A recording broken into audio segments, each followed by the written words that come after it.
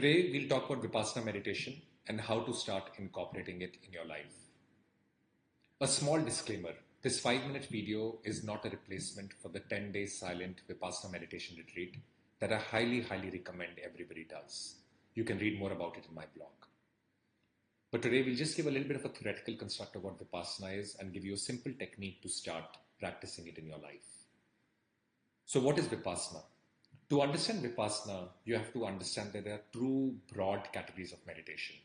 The first is more concentration-based meditation, and the second is more awareness or insight-based meditation.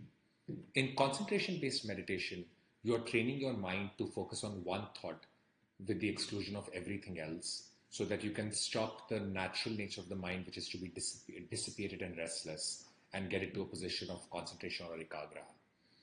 And that's why you do that via images, mantras, etc. Insight or awareness-based meditation, which is where Vipassana belongs, is a slightly more organic form of meditation in which you're not training or consciously training your mind to do anything. You are just observing the nature of reality as is. That's why the word Vipassana in Sanskrit also means observing reality as is. So what is that reality and how does that help? So the most simple form of Vipassana meditation, for instance, is observing your breath. So you observe that this is how the breath is emerging from within my abdomen. This is a long breath. This is a short breath. You just observe it without judgment or reaction. It is the nature of breath to arise and then to disappear. As you start doing more of it, you start realizing that your thoughts follow a similar pattern. They come and then they go. They come and then they go. And why is that helpful is because if you look at why there is so much worry, anxiety, frustration, anger in everybody's lives, it's because they are following every thought that comes to your mind to its full conclusion. So for instance, if you're thinking, this person said that to me, instead of just letting it go, you follow that whole thought process. You're like, oh, this person said that, so that means they think that, so that's when this would happen to me, that's why I don't like them, da-da-da. You start creating a full story behind it. For instance, if something is happening at your work and your boss is being unfair to you, you have the thought that the boss is being unfair. And then instead of just observing that thought, you take it to its full conclusion. This is what it means for me, and this is what I should say to him or her. This is what the future would look like if I do this, and this is what will happen, and this is what's going to happen to my career. You kind of take that play of thought and you take it to its full conclusion, and you're doing it again and again to every thought that emerges. As a result, there is so much anxiety and worry.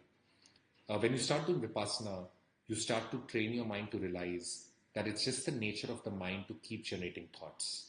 And like the waves in the sea, a wave will come, and then the next wave will come, and then the next wave will come, and then the waves will go away. And the more you start to realize this, you start to realize the impermanence of this whole thought construct, and you don't get attached and fixated on it.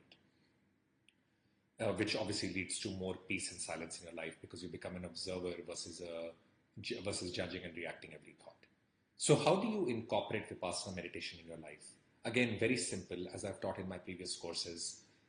You do 30 minutes in the morning, 30 minutes in the night. You find a place to sit comfortably, ideally with your back erect so that you're in a pose of attention. Your eyes are closed, and you start to just observe your breath. You're not paying very close attention to it, just observing it very simply.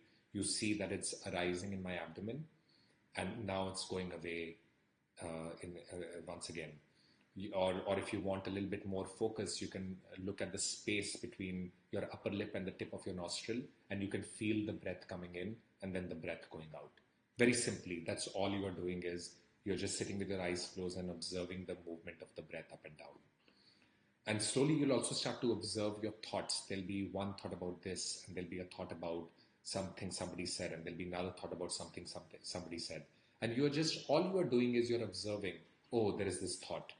But you're not taking it to its conclusion. You're not trying to create a story around it. You're just observing the thought and then letting that thought pass away.